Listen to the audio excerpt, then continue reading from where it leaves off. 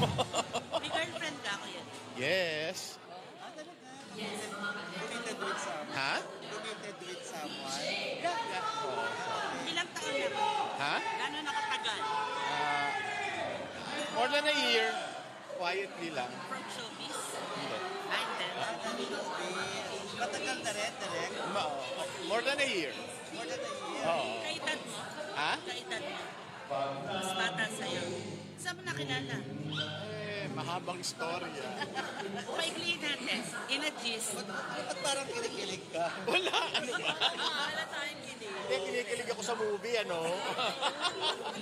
Hindi nga, paano mo nakilala, kuya? Ha? Paano kayo nagkakilala? It's a common thing about food. Sa food and interest na parang pareho kayong mga hilig sa pagkain, sa Yes, like that. yes. Hindi naman siya chef. Well, we all have our regrets, di ba? And it happens, and then after that, you move on.